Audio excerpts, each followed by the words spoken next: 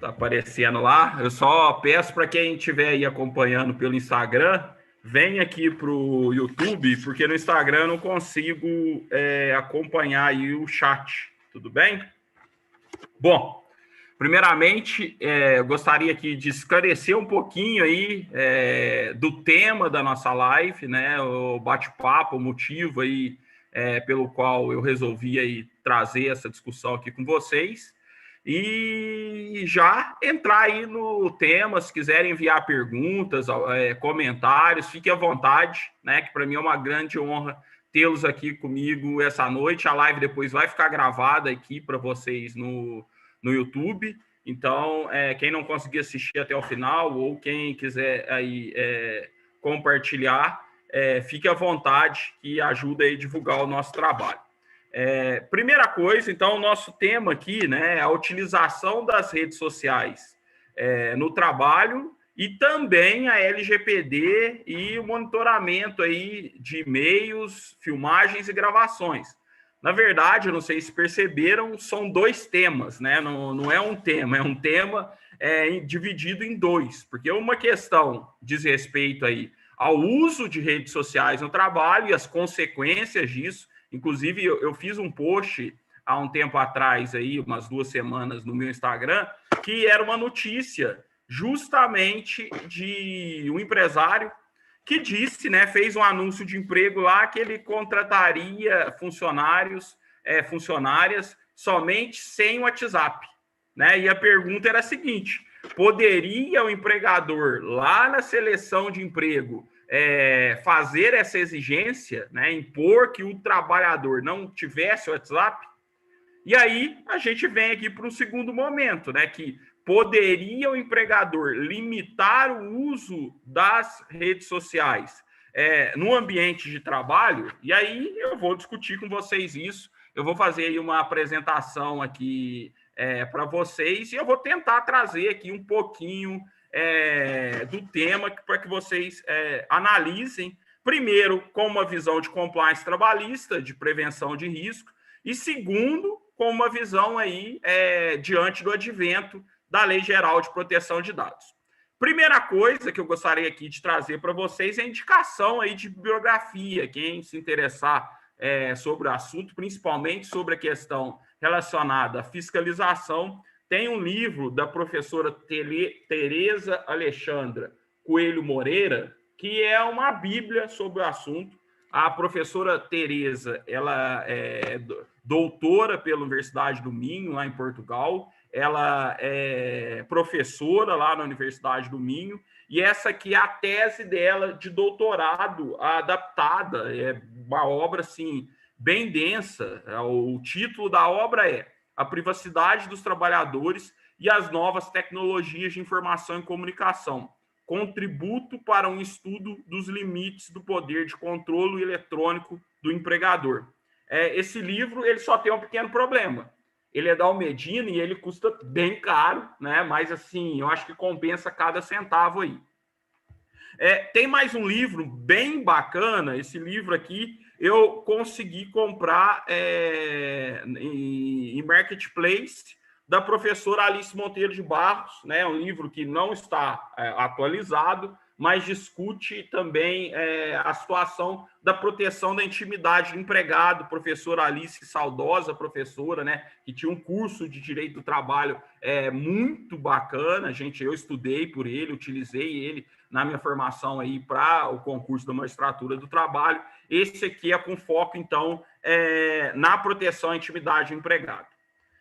Como não poderia deixar de dizer, também tem, né, o nosso manual de compliance trabalhista, meu, do professor Yuri, da professora Volha, que está na sua 2ª edição. Aqui a gente também trata um pouquinho das temáticas, essa questão de vídeo monitoramento, questão dos e-mails. Então, também aí uma bibliografia, se quiserem dar uma olhada, né, lá no site da editora Juspódio, bem bacana.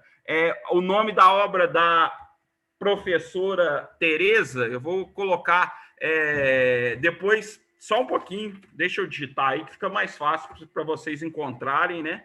A privacidade, vou colocar pelo universo aqui.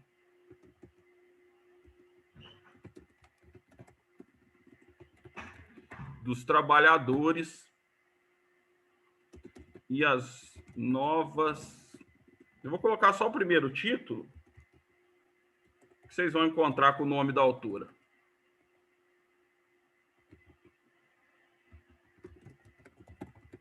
Tem outro livro da professora Tereza também, muito bacana. Esse é mais fininho, esse é um pouquinho mais barato, mas também com enfoque bacana sobre a Lei Geral de Proteção de Dados, na verdade, a GDPR deles, que também pode auxiliá-los aí.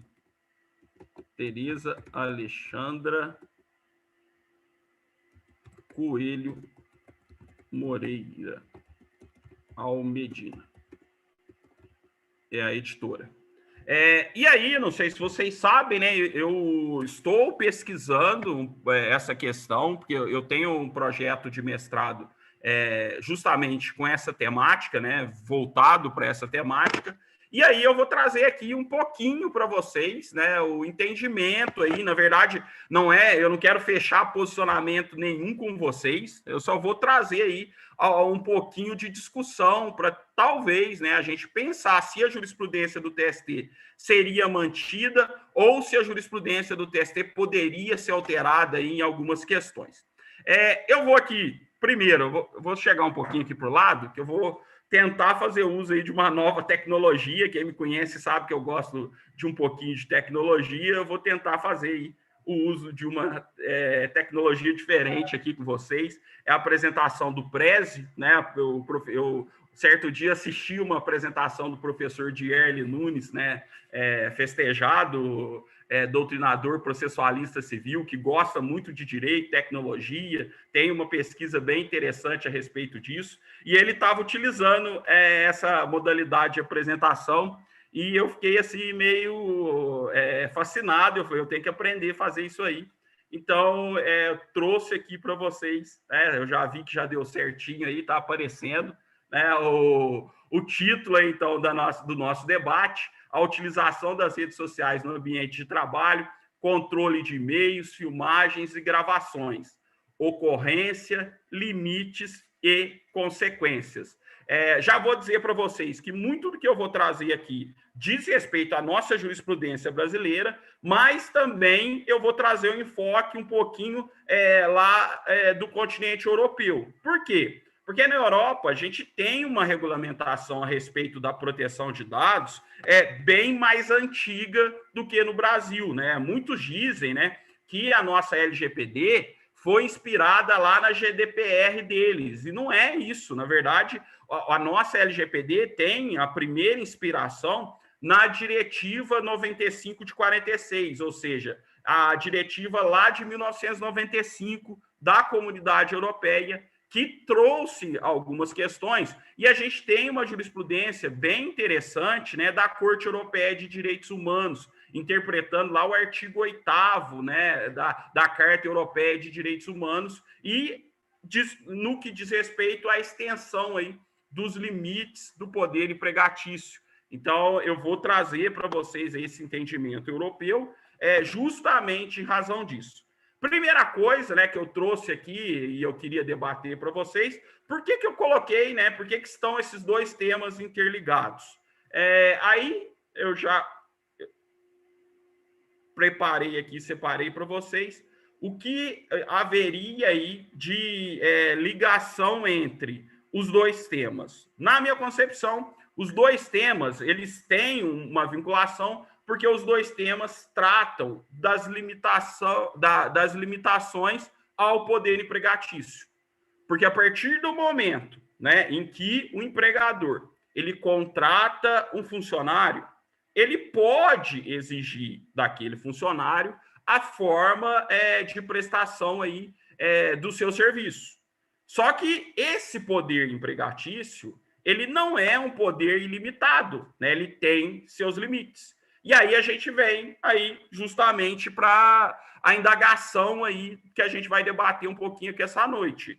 Até onde o empregador ele pode ir quando ele contrata um empregado, né? E aí eu trouxe para vocês aí a repartição que a nossa doutrina faz a respeito aí do poder empregatício. Invoquei aí a divisão quadripartite né, do professor Maurício Godinho Delgado, que subdivide aí o poder empregatício em poder diretivo, poder regulamentar, poder fiscalizatório e poder disciplinar. E disse aí para vocês que justamente na nossa fala aqui, a gente vai debater quais seriam os limites do poder fiscalizatório do empregador e quais seriam os limites, né, do poder disciplinar, a partir de quando, né, o empregador poderia punir o empregado, seja em razão do uso indevido aí de redes sociais, né, no trabalho, se estiver atrapalhando aí o desempenho deles, e também, né, a gente vai verificar até que ponto o empregador pode fiscalizar, ele pode intrometer aí na vida do trabalhador, né? Aí a gente tem que fazer uma distinção, tá? A partir do momento que o trabalhador ele adentra na empresa, ele tem que submeter, né, ao regramento estabelecido pelo empregador. Só que aí vem uma discussão, até que ponto o empregador ele pode ter ingerência nessas atividades do empregado. O professor Sérgio Germonal, do Chile, ele tem uma tese muito bacana sobre a cidadania na empresa. E ele fala lá da eficácia diagonal, né, dos direitos humanos. E justamente ele vai discutir essa questão. Fala assim, ó, o empregado, a partir do momento que ele adentra na empresa, ele não deixa de ser cidadão. E ele não deixa de ser titular de direitos humanos. E sobre o enfoque que a gente vai tratar aqui, do direito à privacidade, né? Ele pode, né, ter a sua privacidade violada.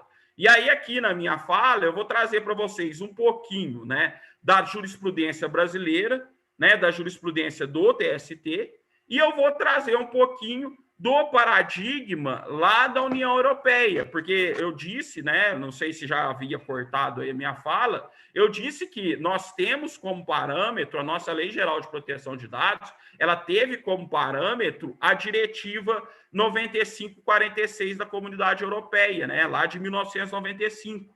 E a União Europeia, os países, se a gente for trazer aqui Portugal, Espanha, já tem um direcionamento, pelo menos aí tem alguns julgados trazendo em consideração, né, essa invasão da privacidade do trabalhador, tendo em vista, né, a Lei Geral de Proteção de Dados, a proteção de dados, a proteção da privacidade. A gente não pode se esquecer que a Lei Geral de Proteção de Dados ela existe para a proteção da privacidade do cidadão, seja ele trabalhador, seja ele consumidor.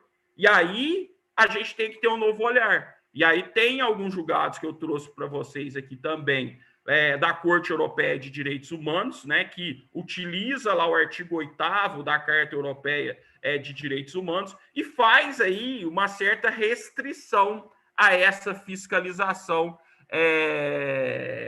nesse sentido.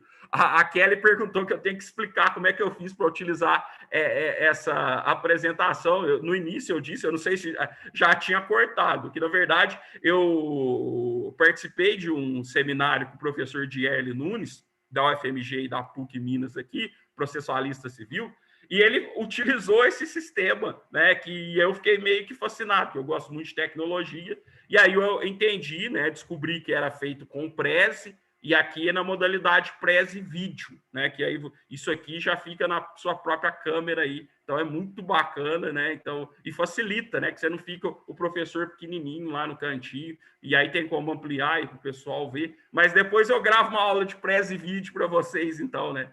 Que todo mundo que vê isso aqui acha bacana.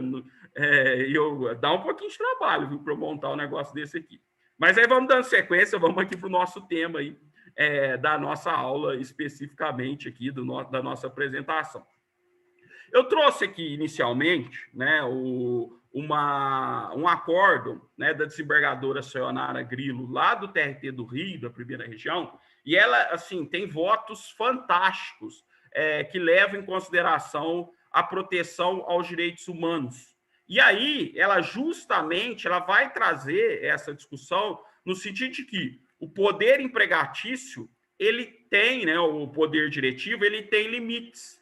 E aí esses limites são impostos pela Constituição, pelas leis, pelos contratos, e possui limites internos, e ela coloca um outro limite, que é o limite da boa-fé, né? E a gente vai ter uma discussão bem interessante aqui nos dois temas, que dizem respeito aí aos deveres anexos da boa-fé objetiva, que estava lá no Código Civil de 2002, que diz respeito ali ao dever de informação, né? Então, o direito que o trabalhador tem de ser informado que ele está sendo fiscalizado. Isso é um aspecto muito importante, né, que a gente vai trazer aí para a nossa discussão. A própria Lei Geral de Proteção de Dados, quando ela trata lá do princípio da finalidade, ela estabelece expressamente que o trabalhador, quando ele vai ter um dado tratado, né, independentemente de consentimento, se existir uma hipótese legal para tratamento, ele tem que ser informado deste tratamento e da finalidade do tratamento. Então, aqui, quando a gente fala aí, de monitoramento de e-mail, quando a gente trata, né, de instalação de câmeras, ele, assim, uma questão básica, o trabalhador tem que ser informado a respeito dessa fiscalização, né? É o primeiro requisito para validade. A gente vai ter outras discussões a respeito aí desses limites, mas é um requisito muito importante, né, que tem que ser observado, porque, caso contrário, essa prova pode ser entendida como uma prova ilícita, e aí o processo pode ser anulado, né? A penalidade que tenha sido aplicada pode ser anulada em juízo por se entender que houve a violação aí de um dever que está lá na Lei Geral de Proteção de Dados, ou por se entender que é uma prova ilícita por violação à própria Constituição da República. Eu cito o caso que julguei, em que um determinado trabalhador, eu vou parar de compartilhar esse slide aqui, em que um trabalhador ele havia sido punido, né, dispensado por justa causa, porque a empresa, ela viu lá, chegou lá no WhatsApp Web, que estava aberto na área de trabalho dele lá, e no WhatsApp Web ela olhou e viu lá que tinha uma troca de mensagens dele com outro funcionário, em que eles estavam lá pactuando no sentido de criar concorrência com a empresa. E aí eles estavam compartilhando lá a base de dados de clientes. A gente sabe, CLT prevê que concorrência com o empregador é uma hipótese que pode caracterizar a justa causa. E aí esse empregado, com base nessas informações, foi dispensado por justa causa. E aí ele entrou em juízo, né, postulando a reversão da justa causa. E lá, né, nesse caso específico, a empresa, na defesa, colocou expressamente que sim, que ele estava tentando concorrer com a empresa, e a prova tinha sido obtida justamente, né, com base, né, nessa informação que ela coletou lá no WhatsApp Web do empregado que estava aberto lá no posto de trabalho dele. E aí a discussão era justamente essa. Essa prova era uma prova válida ou não? Primeiro, o WhatsApp era um WhatsApp particular dele, não era o celular corporativo, né? Porque a gente vai ver que tem essa discussão do e-mail, se é e-mail corporativo ou não. Era um celular dele. A única coisa foi que ele utilizou o posto de trabalho e conectou o WhatsApp particular dele lá na área de trabalho dele. Eu, Fabrício, ao julgar esse processo, entendi que essa era uma prova ilícita. Por que era uma prova ilícita? Porque a gente tem na Constituição Federal nossa a garantia aí de inviolabilidade das comunicações. E a partir do momento que a empresa se valeu daquela conversa que não lhe foi destinada e que e foi feita e um meio, né, de propriedade, de titularidade do trabalhador, ela violou, né, a regra constitucional da privacidade, e aí eu reverti a justa causa, né? Só que é uma justa causa que a gente reverte com dor no coração, né? Porque, assim, no mérito, não há eu não tenho dúvidas, né, que o trabalhador merecia a justa causa. Mas, né, a gente tem uma garantia constitucional, e isso é uma garantia de qualquer cidadão, né? a sociedade evoluiu, né, no sentido de proteção aos direitos humanos, e a gente não pode regredir por casuísmos, né? Então, por isso, eu, Fabrício, não mantive a justa causa, reverti, e, inclusive, nem minha decisão nem foi objeto de recurso. Então, transitou em julgado, depois fizeram acordo pelo que eu vi. Então, é algo aí importante. Aí vem a nossa discussão. Com a Lei Geral de Proteção de Dados, a gente passa a ter novos parâmetros para analisar essas questões. E a discussão minha, a discussão que eu pretendo fazer na minha pesquisa, é justamente no sentido de que a Lei Geral de Proteção de Dados, ela trouxe aí novos requisitos que as empresas passarão a ter que observar para que tenha validade eventual monitoramento, para que tenha validade e eventual punição. É algo que eu me proponho, né, a discutir com vocês, apresentar, para pelo menos a gente começar aí, plantar uma sementinha para análise, para discussão, né? Eu não quero dizer que eu estou certo ou estou errado, mas a gente pode aí ter novos olhos, porque a Lei Geral de Proteção de Dados trouxe fundamentos, trouxe princípios para análise, para tratamento de dados. E aí é o que eu falei e repito, a Lei Geral de Proteção de Dados, ela tem um fundamento principal, que é a proteção da privacidade do trabalhador, do cidadão, de qualquer um. E aí a gente passa a ter novos olhos a respeito disso. Tranquilo, gente? E aí eu trago aqui, então, a primeira questão para vocês, que eu queria tratar, que diz respeito à utilização das redes sociais no ambiente de trabalho. Essa imagem aqui diz muito, né? Direito à desconexão. Estou no almoço. Você não pode interromper a pessoa. E aí vem aquela discussão que eu trouxe, né, para vocês, que eu tinha feito o post lá no meu Instagram, do empregador que falou, ó, eu não vou contratar funcionários que tenham WhatsApp, né? Para mim, né, até eu me espantei, porque eu fiz uma enquete lá nos meus stories, e lá venceu que o empregador poderia impor essa restrição, né? Eu confesso que eu me espantei, porque previamente à contratação, você fazer uma imposição dessas, aí, para mim, isso é mais tranquilo, você está discriminando. Por exemplo, então, vocês aí não poderiam trabalhar como lojistas lá como vendedoras nessa empresa. Por quê? Porque aposto que todos vocês têm WhatsApp. Aposto. Né? Todos ou 99% que estão aí assistindo possuem WhatsApp. E vocês acham que seria justo vocês não poderem sequer se candidatar para trabalhar numa empresa por terem o WhatsApp? Uma coisa, né, é a forma que o trabalho é desempenhado. Outra coisa é você impor uma restrição indevida para o acesso ao posto de trabalho. E aí vem a nossa discussão, né? O empregador poderia, depois que contratou um funcionário, um empregado, falar para ele, ó, durante seu expediente, você não pode fazer uso de redes sociais, você não pode fazer uso do WhatsApp. Penso eu, né, que até poderia. Por quê? Porque o empregador está remunerando o empregado pelo seu trabalho, e a partir do momento que ele está ali fazendo uso de outros meios, né, que podem tirar a sua atenção, a finalidade, o sinalagma aí, né, entre prestação e contra-prestação poderia estar desbalanceado. Mas eu pergunto a vocês, isso seria recomendável? Eu cito um caso meu, né? Eu, Fabrício, antes de ser juiz, né? Antes de tudo, eu fui advogado. Eu era advogado, aí depois eu comecei a prestar concurso, e aí fui aprovado no concurso para analista do TRT aqui em Minas, e fui aprovado no concurso para procurador do município de Varginha. Só que eu ainda estava aguardando nomeação no município de Varginha.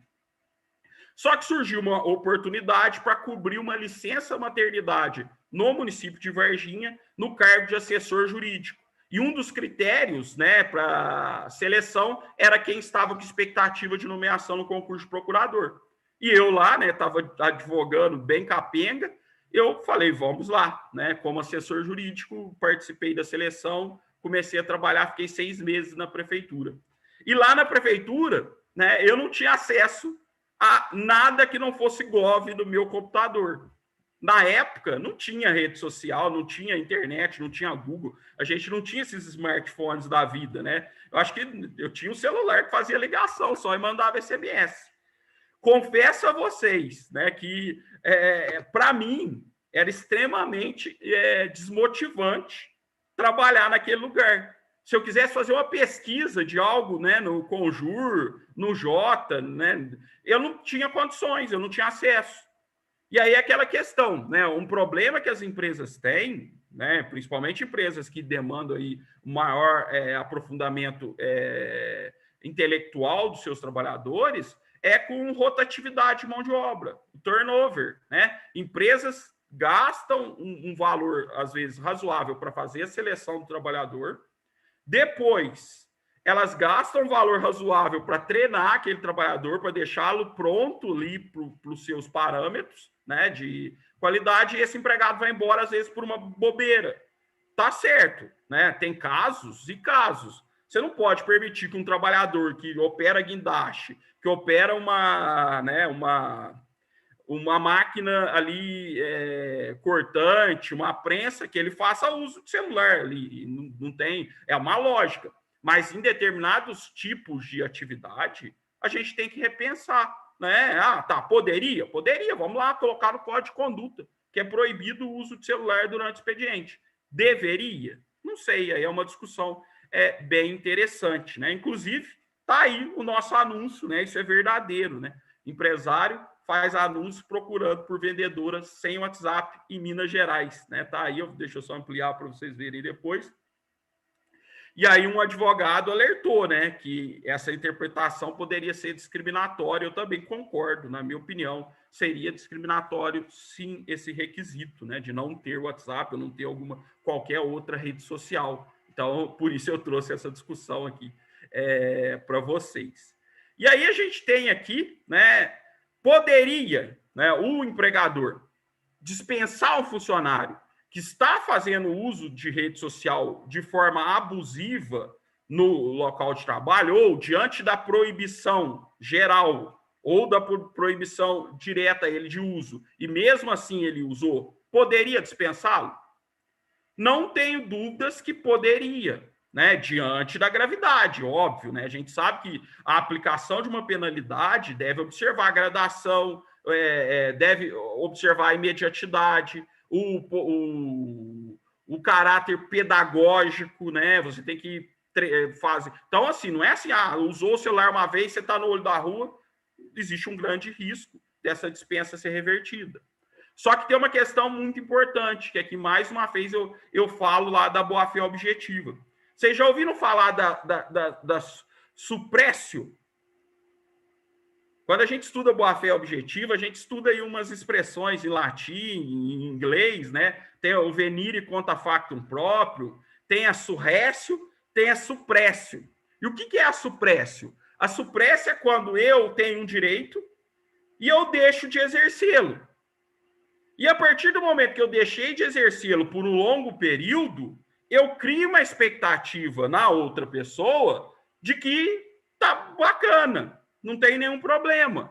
Ah, como? Dá um exemplo. Eu vou dar o nosso exemplo aqui, né? Eu lá estabeleci que não poderia fazer uso de rede social no horário de trabalho, que não poderia fazer uso de celular, só que eu sempre vi o trabalhador fazendo uso e nunca tomei nenhuma providência, nunca tomei nenhuma medida. E o trabalhador, ele passou a ter, diante dessa minha inércia, uma expectativa de que aquela conduta era tolerada. E depois que passa-se um longo tempo, não pode o empregador chegar e punir o empregado por aquilo que ele tolerava. A gente vai ver, tem um caso bem bacana, né? Isso aqui eu não estou trazendo aqui da minha cabeça, tem um caso bem bacana que a gente, lá da Corte Europeia de Direitos Humanos, que traz justamente essa discussão. Porque a partir do momento que gerou, mesmo que a empresa falou, vamos monitorar e-mail, o e-mail é corporativo, mas se ela gera uma expectativa de privacidade, ela não pode punir mais. Então, isso é uma conduta que as empresas devem, né, serem orientadas e devem aí observar. Então, isso é muito importante para que não gere essa justa expectativa na parte contrária, de que isso vai ser tolerado, que a empresa não vai punir. Então, prestem atenção nisso, que depois eu vou trazer para vocês lá na frente essa discussão aí da Corte Europeia de Direitos Humanos, que pode ser bem importante.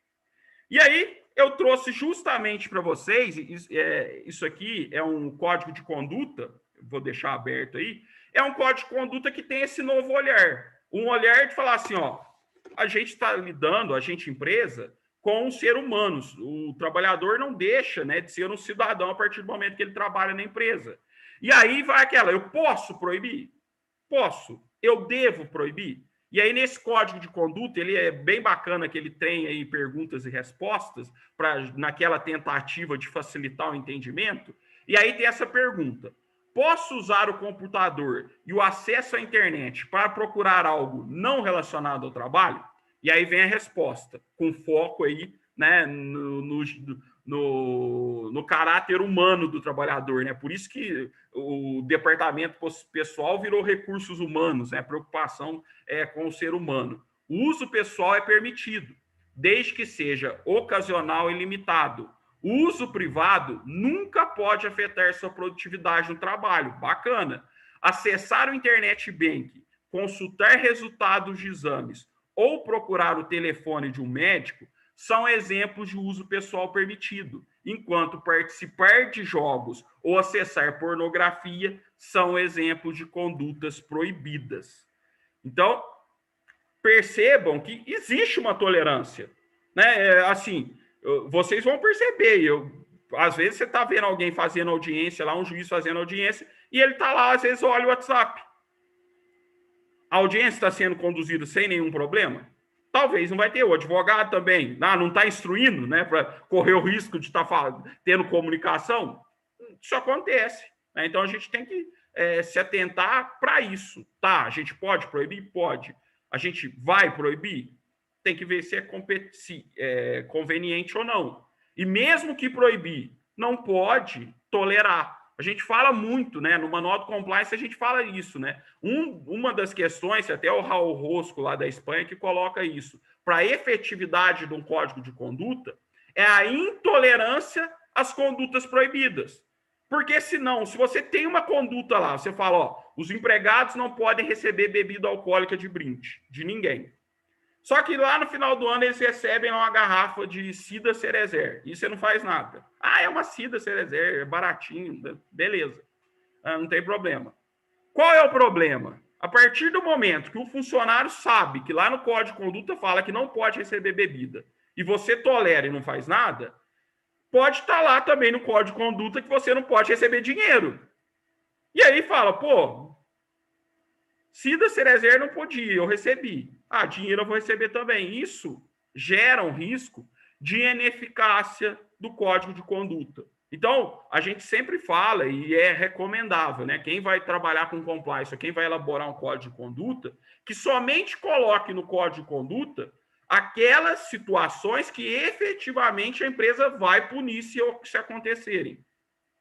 O que não tem relevância, né? O que seria uma infração mínima, não seria adequado, né, que tivesse essa previsão lá no Código de Conduta. Talvez colocasse valores, princípios lá no Código de Ética, um direcionamento da empresa. Mas uma previsão específica no Código de Conduta fica meio complicado, então não é adequado isso não. Então tem que tomar muito cuidado com relação a isso. E aí, gente, a gente volta aqui, né, aí para a segunda parte da nossa conversa aqui, que é justamente o que diz respeito aí ao controle, né, de e-mails, filmagens e gravações, né? E aí eu coloquei aqui para vocês a questão do panóptico. Não sei se já ouviram falar dessa expressão. Essa expressão, na verdade, foi um modelo de prisão, né, criado, né, por Jeremy Bentham, e depois, né, quem mais difundiu essa questão, essa discussão, foi o Foucault, aqui no Vigiar e Punir, né? Inclusive tem as imagens aqui bem bacanas sobre o panóptico. E qual que era a ideia aí desse panóptico e por que eu trouxe essa discussão aqui para vocês? Era a previsão de construir uma prisão em que apenas um único vigia tomasse conta de milhares de prisioneiros. Como é que funcionaria isso? Dá para perceber aí do lado, seria uma torre no meio da prisão, com um vidro translúcido, que somente fosse possível enxergar de dentro para fora, e ao redor, no formato de um círculo, todas as celas em vários andares. E isso gerava, né, geraria a sensação dos prisioneiros que eles estavam sendo constantemente vigiados. E aí, hoje, se fala, e a gente que vai estudar um pouquinho lá da legislação, da doutrina europeia, a gente tem, né, a ideia da chamada empresa panóptica. O que seria a empresa panóptica? Seria aquela empresa que, em razão da evolução das tecnologias, passam a vigiar os seus empregados constantemente. Não sei se vocês sabem, na Espanha tem legislação tratando sobre os limites de fiscalização, de geolocalização dos trabalhadores, para monitorar onde o trabalhador está indo, até onde a empresa pode fazer isso. E é justamente qual é a consequência, né? A consequência é que, a partir do momento que você passa a submeter a uma fiscalização em caráter excessivo, isso pode gerar problemas ao seu psicológico. E aí vem uma discussão, né, que o professor Arion Sayon Romita, ele fala assim, ó, quando uma empresa contrata um empregado, ela contrata uma atividade a forma que aquela atividade é desempenhada. Ela não contrata a pessoa do empregado. É uma diferença entre subordinação e submissão. E o trabalhador, ele tem o limite da sua privacidade.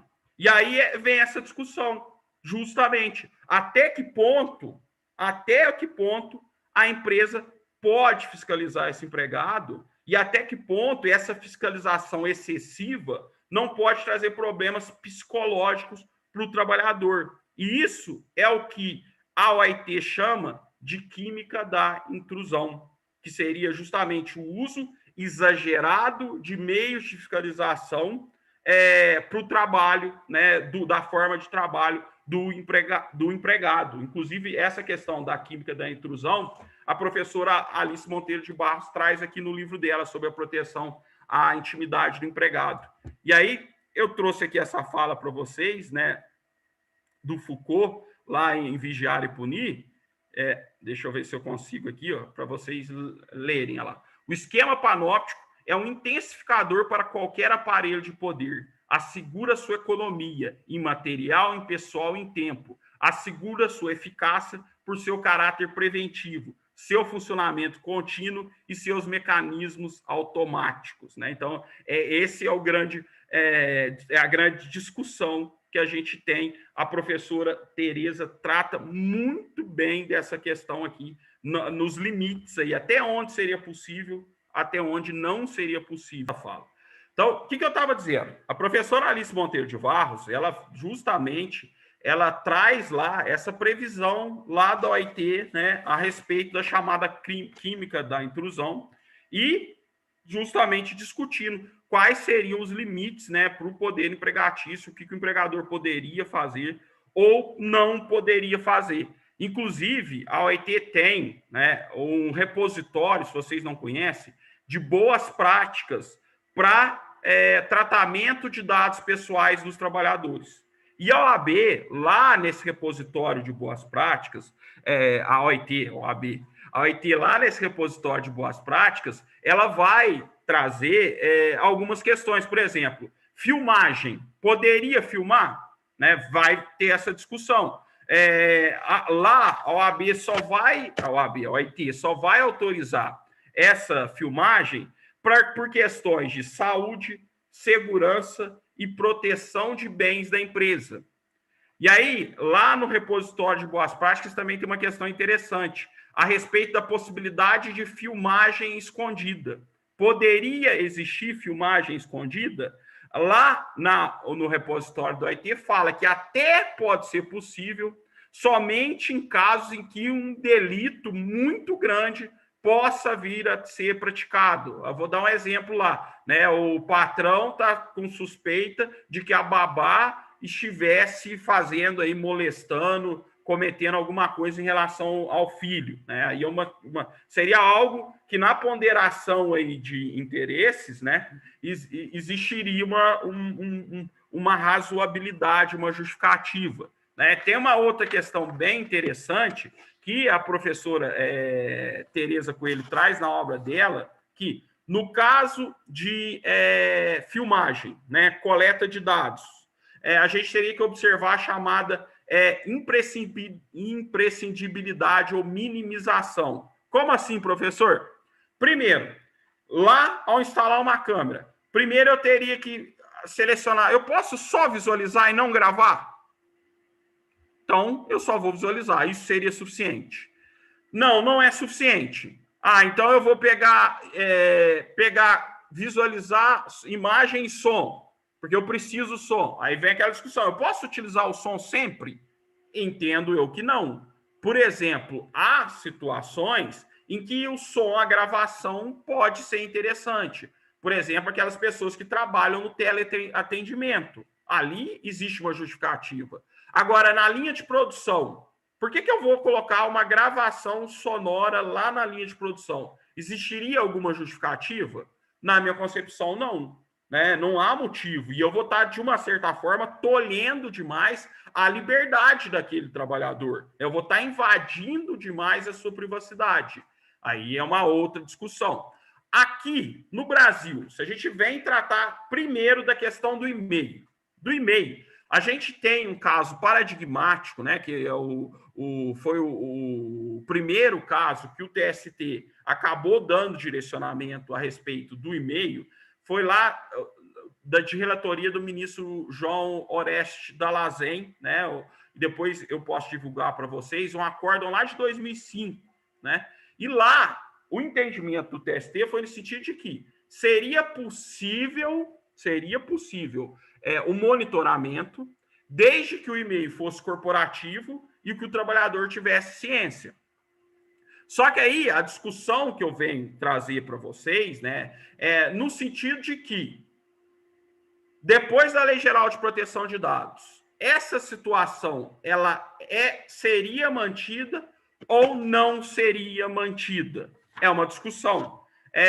Tem um caso que eu não sei se vocês já ouviram dizer, inclusive a gente traz ele lá no Manual do Compliance, que fala do chamado teste barbulesco. O que aconteceu lá com esse senhor, né, barbulesco? O barbulesco, ele foi dispensado por justa causa, porque a empresa monitorou lá as comunicações dele utilizando o Messenger lá do Facebook. E nesse Messenger, ele manteve comunicações com a sua esposa e com o seu irmão, algumas comunicações íntimas com a sua esposa.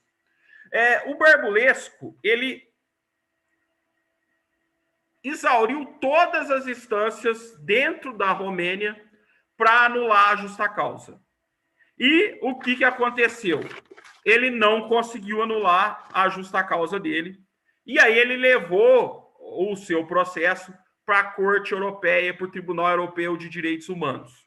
O processo dele foi julgado pela 4ª seção, né, da Corte Europeia de Direitos Humanos, e a 4ª seção não disse que a dispensa dele era válida e que não tinha nada de errado.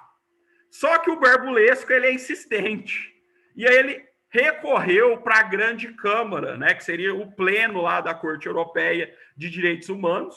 E em 2016, né, a Corte Europeia de Direitos Humanos julgou lá a grande Câmara da Corte Europeia, julgou o caso do senhor Barbulesco e entendeu que sim, que houve violação ao artigo 8º da Convenção Europeia de Direitos Humanos, e entendeu-se que ele tinha uma expectativa razoável de privacidade, porque até então não tinha nenhuma punição, nenhum alerta para ele a respeito do uso daquelas ferramentas, mesmo que ele tivesse sido avisado lá no início do contrato, e a Corte Europeia de Direitos Humanos acabou anulando a dispensa dele por entender, então, violadora do seu direito à privacidade. Então, depois eu vou também passar para vocês, quem tiver interesse, me pede que eu passe para vocês isso, porque, infelizmente, a gente não vai estar vendo aqui os slides.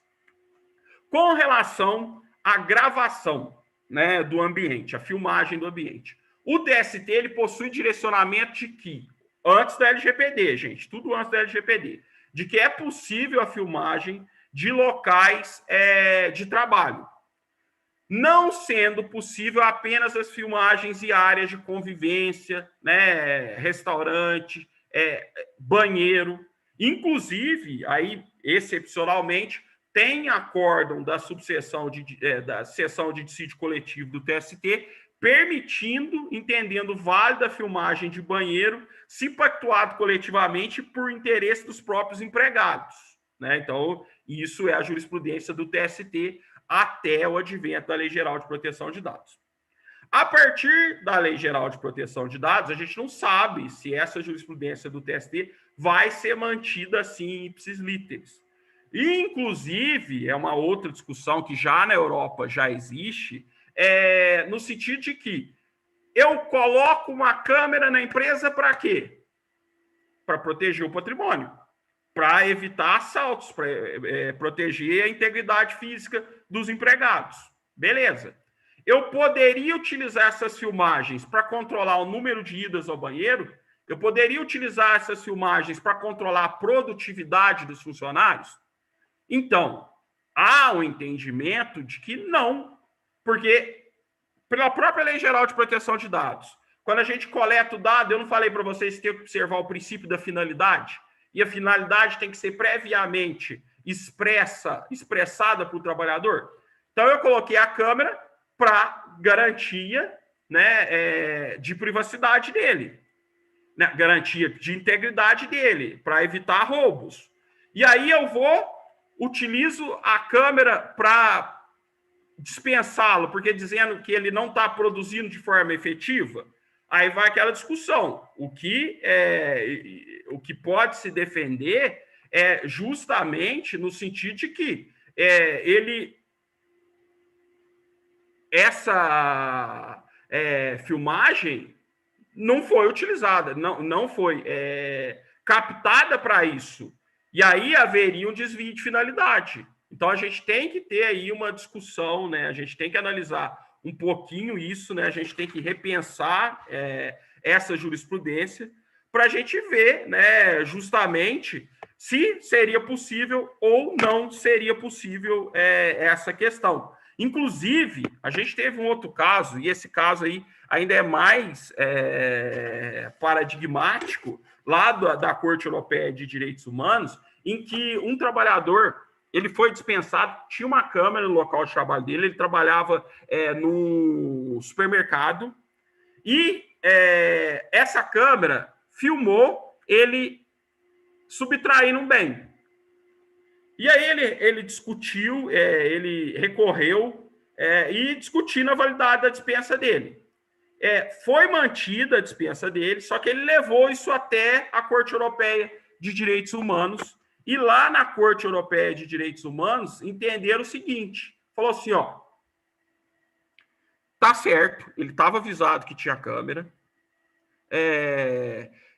a justa causa, não, na verdade nem foi assim, ó, a justa causa dele pode ser mantida, porque por outros meios de prova comprovou-se que ele estava furtando. Só que a câmera era uma câmera escondida.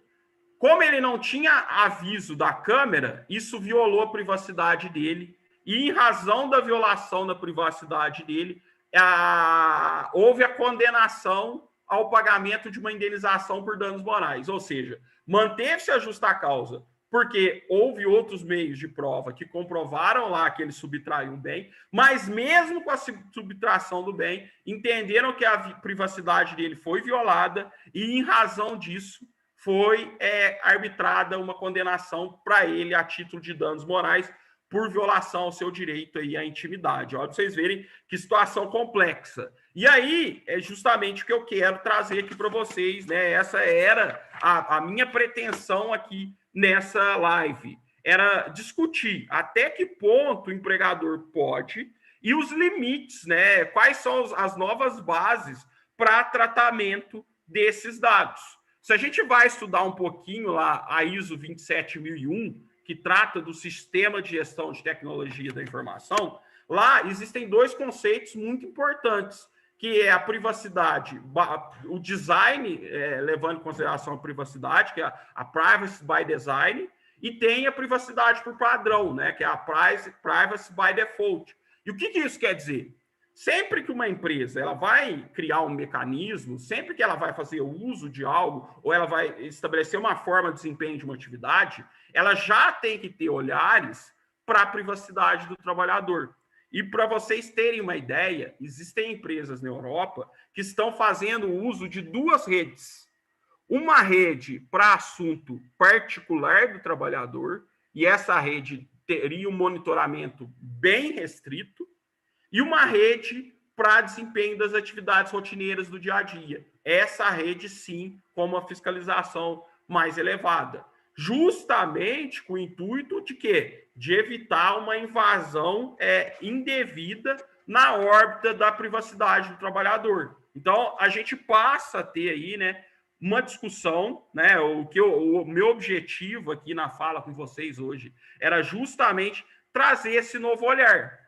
E aí, né, a discussão minha era justamente se a gente teria ou o chamado overhauling, né, em relação à jurisprudência do TST, em razão do regramento novo, se a gente teria novos limites para a utilização ou não desses dados, para a coleta ou não desses dados, ou até se a gente teria aí a possibilidade de fazer uma distinção. Porque a partir do momento que surgem novas tecnologias, em que a invasão é maior do que a que foi considerada lá nos precedentes, se a gente não poderia, no caso prático aí, fazer essa distinção e deixar de aplicar a jurisprudência do TST. É uma discussão interessante, né? É algo que eu acho que a gente tem que pensar. A gente sabe que o TST tem mudado de posicionamento aí em algumas questões, e a gente não sabe se, né, com a Lei Geral de Proteção de Dados, essas questões relacionadas ao monitoramento de e-mail, gravações sonoras, videomonitoramento, se isso poderia ou não poderia ter um novo direcionamento aí da jurisprudência, principalmente levando em consideração os precedentes aí europeus que eu trouxe para vocês, né? Então, essa é uma discussão que, para mim, a gente está muito longe de solucionar. Se vocês quiserem, eu escrevi um artigo que vai ser publicado em um livro em homenagem à professora Sayonara, sobre essa questão. Só me pedirem lá no Instagram ou no WhatsApp que eu envie para vocês esse artigo, que eu explico melhor lá o meu ponto de vista. Bom, gente, já passamos aí de mais de uma hora de discussão. Agradeço a todos que tiveram paciência aí, né, de me acompanhar. A gente tem 53 pessoas assistindo agora. Para mim é uma grande honra. A tecnologia aqui, né, teve alguns problemas, eu já sei, nem é da ferramenta do Prezi, é porque eu tive que utilizar dois perfis no meu Zoom, e aí eu saí com um perfil e deixei só o outro, porque eu só tenho uma câmera no notebook, eu tinha que ter ligado no outro notebook, que eu teria resolvido esse problema. Mas na próxima eu vou utilizar o Prezi aí, com certeza, novamente, porque o efeito é bacana e fica uma visualização aí, para mim, bem interessante. Espero que tenham gostado aí. E agradeço. Se tiverem alguma dúvida, podem enviar no chat ou depois me enviarem lá no Instagram, que a gente discute, debate. Quem quiser material, eu tenho assim, muito material em PDF dessas pesquisas que eu estou fazendo. Se alguém tiver aí, eu sei que tem alunos da pós-graduação que estão escrevendo artigo de conclusão aí, nosso TCC.